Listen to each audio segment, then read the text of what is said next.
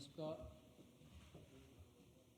잠깐 시작하기 전에 요 내용이 잠깐 그 설명서 내용 중에 있을 건데, 요 내용이 뭐냐면은 2017년도 문재인 대통령이 중국을 방문했을 때 방문했던 서민 식당의 사장님과 노영민 대사입니다. 근데 중국인들에게 벽시계를 준다는 것은 죽을 때가 돼서 인사를 드리겠다는 뜻입니다.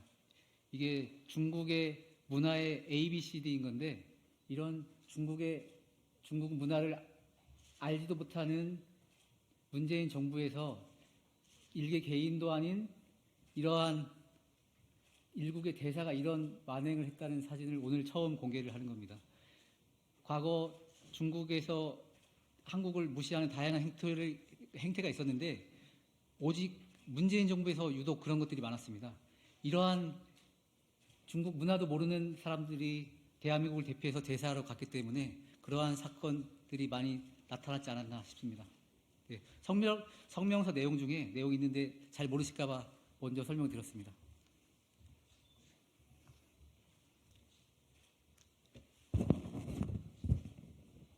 네, 시작하겠습니다.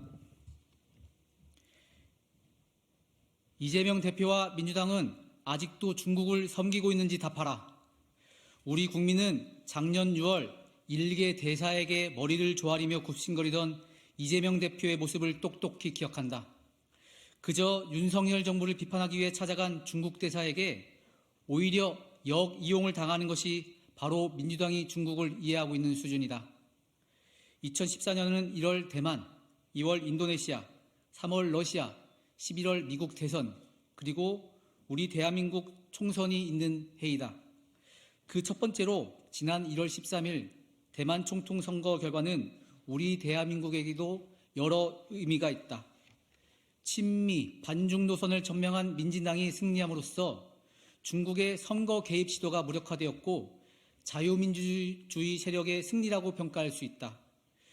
민주당에게 표를 주는 것은 북한, 중국, 전체주의 세력에 표를 주는 것과 같다. 우리는 다시 한번 이재명 대표와 민주당에게 이렇게 묻지 않을 수 없다.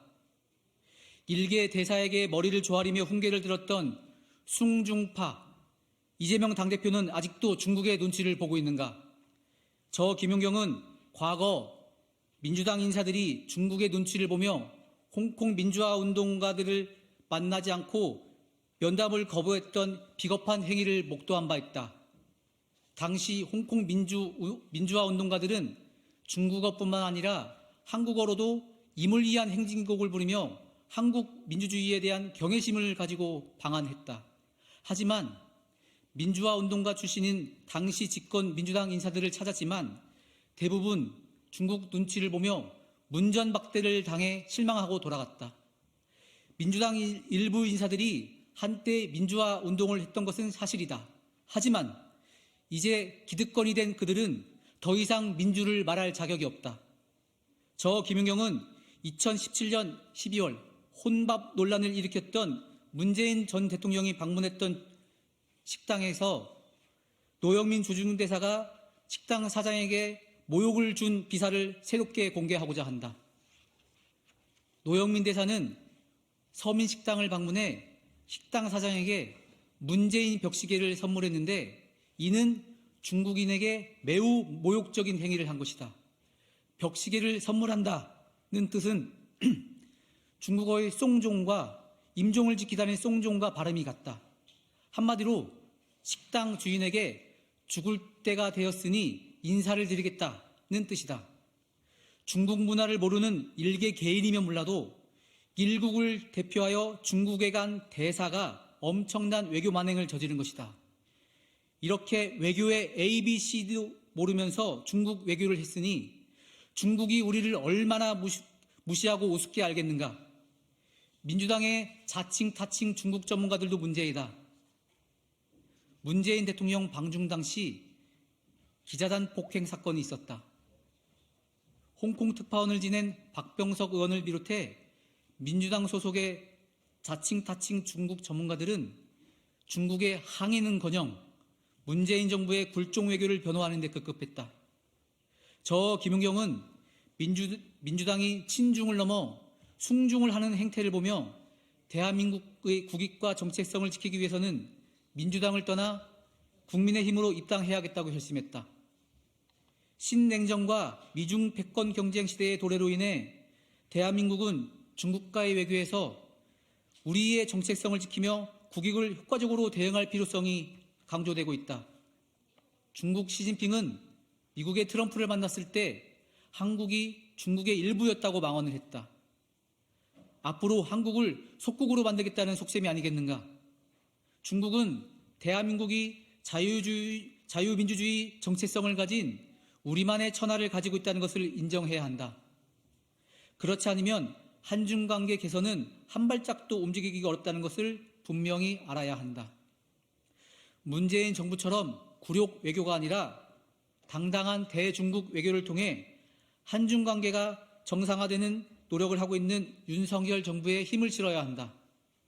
아울러 오는 4월 총선에 외부 세력이 숭중 세력인 민주당을 지원하기 위해 자유민주주의 근간인 투표에 영향을 주려는 시도를 하지 말 것을 강력히 촉구한다.